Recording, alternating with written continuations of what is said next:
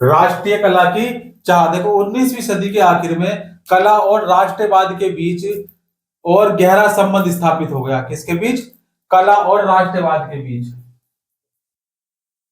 और राष्ट्रवाद,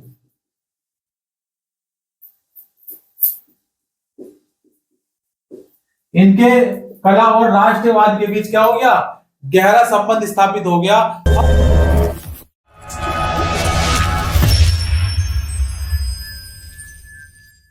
अब बहुत सारे चित्रकार एक ऐसी शैली विकसित करने लगे थे जिसे आधुनिक और भारतीय दोनों दोनों की कसौटियों पर जो है क्या है, कसा जा सके।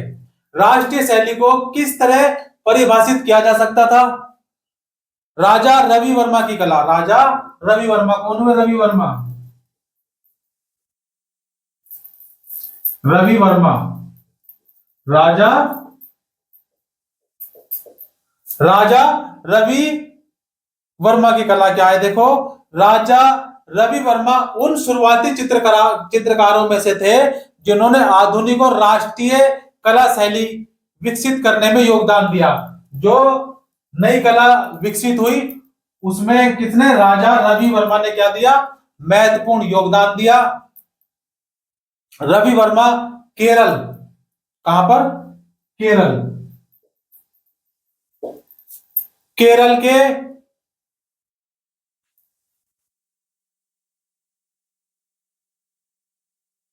केरल के महाराजाओं के परिवारों में से थे। केरल के महाराजाओं के परिवारों में से थे। उन्होंने राजा कहकर ही संबोधित किया जाता था। राजा कहकर ही क्या किया जाता था? संबोधित किया जाता था। उन्होंने तेल चित्रकारी,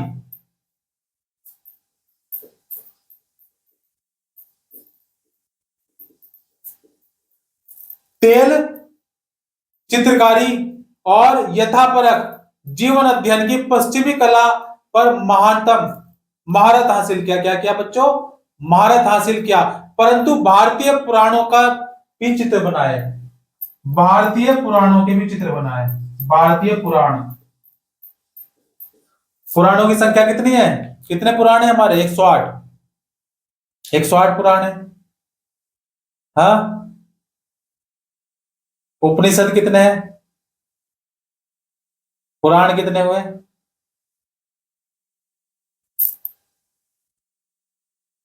पुराणों का भी क्या किया? पुराणों के भी चित्र बनाए। और उन्होंने रामायण और महाभारत,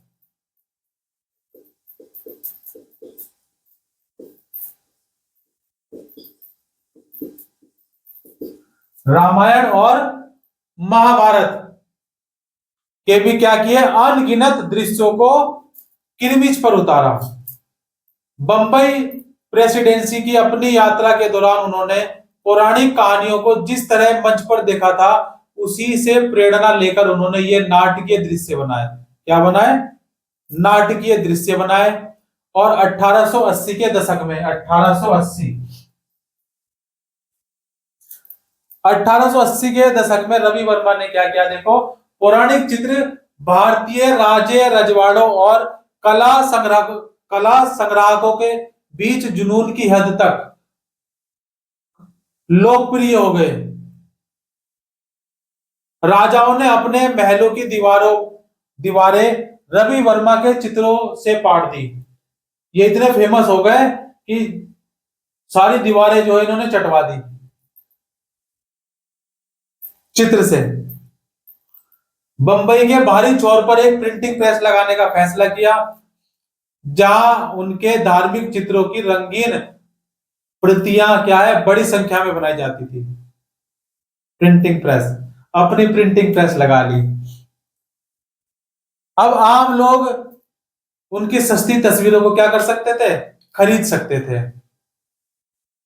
राष्ट्रीय कला की विभिन्न छवि की अगर हम बात करें, देखो बच्चे, बंगाल में राष्ट्रवाद कलाकारों का एक नया समूह रविंद्रनाथ टैगोर,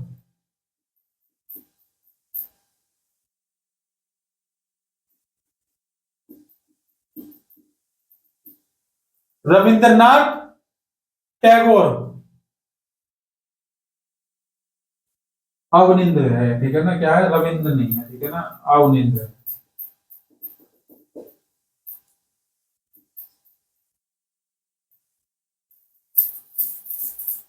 अब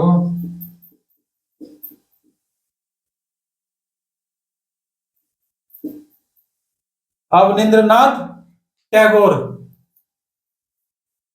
इस समूह के कलाकारों ने क्या किया, देखो, रवि वर्मा की कला को नकल आधारित और पश्चिमी रंग ढंग की कहकर खारिज कर दिया। क्या कर दिया? खारिज कर दिया, और ऐलान किया कि इस तरह की शैली राष्ट्र के प्राचीन मिथकों और जनश्रुतियों को चित्रित करने के लिए उपयुक्त नहीं है। गलत ठहरा दिया। इनका मानना क्या था कि पेंटिंग की असली भारतीय शैली गैर पश्चिमी कला परंपराओं पर आधारित होनी चाहिए और उसके पूर्वी दुनिया के आध्यात्मिक तत्व को पकड़ना चाहिए।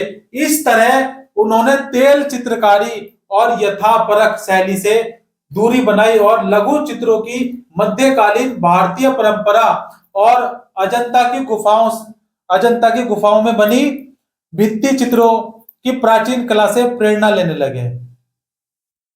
ये लोग एशियाई कला आंदोलन खड़ा करने के लिए उसी दौरान भारत की यात्रा पर आए जापानी कलाकारों से भी प्रभावित थे।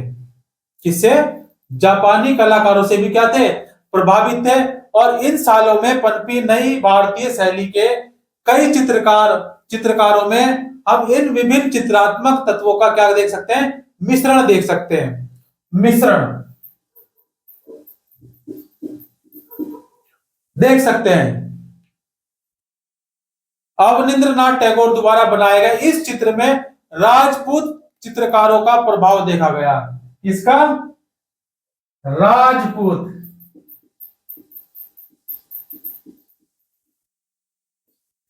राजपूताना राजपूताना या राजपूत लघु चित्रों का प्रभाव देखा जा सकता है। क्लियर हुई बात? अच्छा, जापानी चित्रों की अगर हम बात करें, अजंता की शैली का प्रभाव साफ दिखाई दे रहा है। एक सच्ची भारतीय शैली कैसी होनी चाहिए, यह तय करने की कोशिश इसके बाद भी चलती रही। 1920 के दशक के बाद, कब? 1920 के दशक के बाद, 1920 के दशक के बाद कलाकारों की एक नई पीढ़ी सामने आई जो अवनींद्रनाथ टैगोर द्वारा स्थापित की गई कला शैली से अलग विचार रखती थी। कला शैली से एक अलग विचार, क्रिएटिविटी। इनमें से कुछ लोगों को यह कला शैली भावनात्मक दिखाई देती थी, जबकि कुछ का मानना था कि आध्यात्मिकता भारतीय संस्कृति का केंद्रीय पहलू नहीं हो सकती। उनका मानना था कि कलाकारों को प्राचीन ग्रंथों की तस्वीरें बनाने की बजाय असली जीवन को देखना चाहिए और प्राचीन कला रूपों की बजाय जीवित लोक कला एवं जनजातीय डिजाइनों से क्या लेनी चाहिए? प्रेरणा लेनी चाहिए। जैसे जैसे यह बहस चलती रही, कला के क्षेत्र में नए आंदोलन उठे और नई नई कला शैलियां आती चली गई। और आज देख लो कला शैली कैसी हो गई कि मिनटों का काम सेकंडों में और सेकंडों का काम माइक्रो सेकंड में। एआई नहीं? क्लियर हो गई बात? चलो आज की कक्षा को यही समाप्त करते हैं और इसके साथ ही यह चैप्टर भी क्या हो गया है? समाप्त हो गया है। और कल हम फिर उपस्थित होंगे नए चैप्टर के साथ। जय हिंद, जय भारत, हर हर महादेव, जय श्री राम।